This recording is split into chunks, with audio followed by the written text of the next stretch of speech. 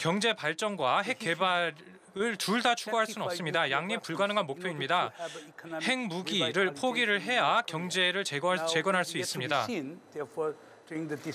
앞으로의 상황을 봐야, 그리고 남북 정상회담의 결과를 봐야, 그리고 북미 정상회담과 남북 정상회담 사이에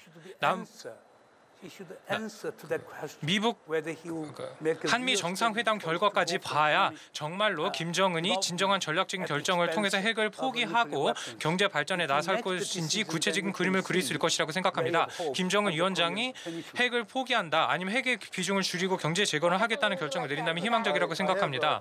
델러리 교수님, 이군 교수님, 저는 약간 다른 해석을 가지고 있는데요. 국가 안보 문제에서는 최선이 아니라 최악의 상황을 시나리오를 항상 상정을 해야 됩니다. 북한이 상당히 오랜 기간 동안 핵을 개발해 왔고요. 핵 무력 완성 국가임을 작년에 선언했습니다.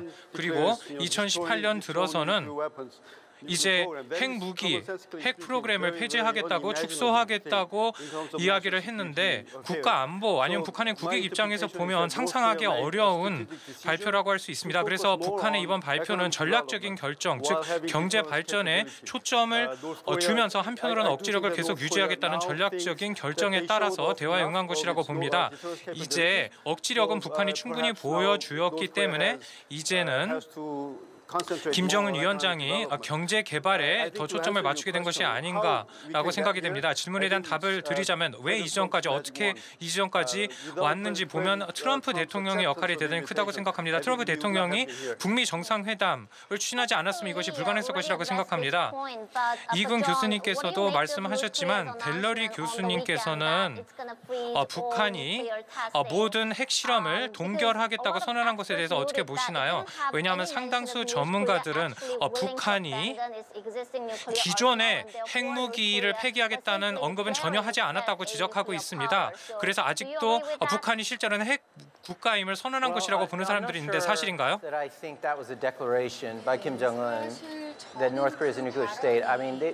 김정은 입장에서 뭔가 명확하게 입장을 표명한 거라고 생각하지는 않습니다.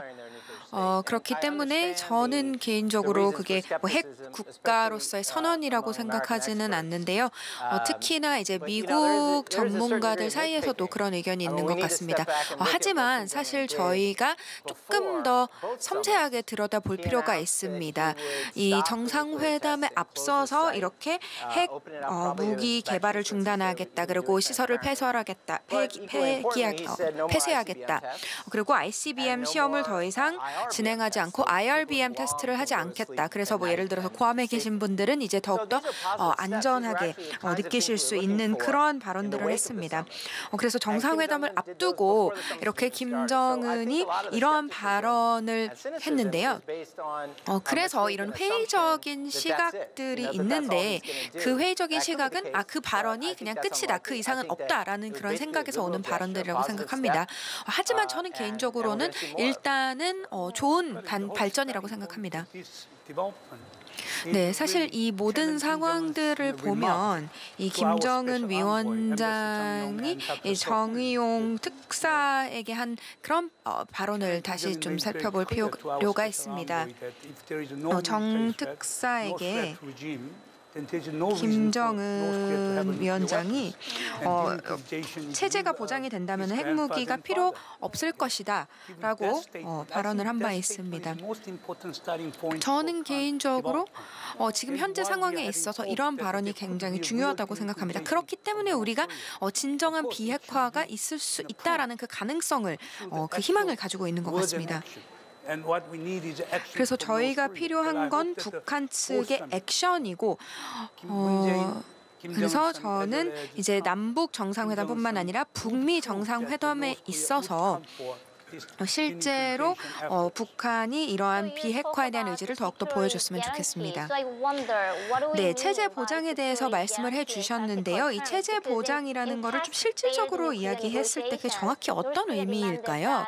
그러니까 과거에는 이제 북한이 예를 들어서 주한미군 철거를 요구를 한 바 있고, 그리고 이제 한국뿐만 아니라 일본에 있어서 이런 핵 억지력을 폐쇄하는 것을 이야기를 했습니다. 했었는데요. What is the evidence of that? I mean, they didn't talk about it, but they could always talk about it again. 이런 것에 대한 이야기가 있을까요? 북한이 주한 미군의 철수를 비핵화에 대한 전제 조건으로 하지 않았다는 점을 저희가 기억을 해야 합니다. 그리고 특히나 한국의 일부 지역에서 이런 핵 억지력 철수를 이야기하지 않았습니다. 그래서 지금 현재 한국에 존재하지 않는 부분들도 있고, 그리고 이제 미국과 남한이 이제 한미 연합 그 군사 훈련을 할 때 무기를 사용하지 않는다던가,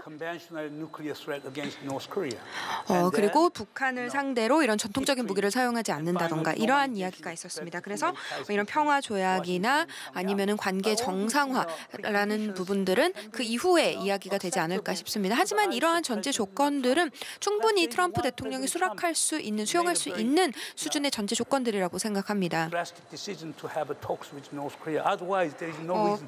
사실 그 정도의 의향이 없다면 트럼프 대통령이 북한과 정상회담을 가질 필요 자체가 없겠죠.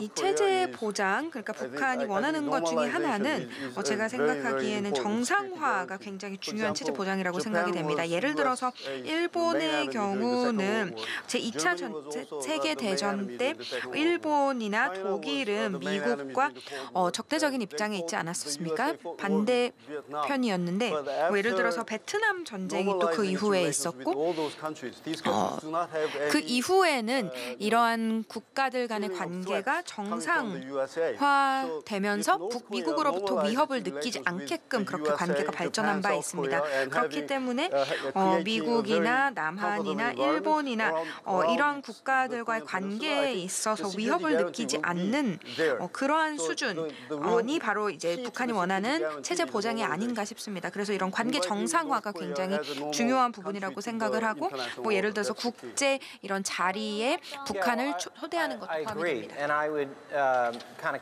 저도 동의합니다. 그리고 두 개의 요점을 하나로 추리자면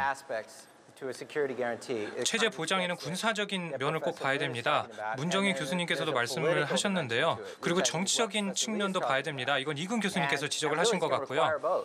그리고 정치적인, 군사적인 측면으로서의 체제 보장을 볼 수 있어야 됩니다.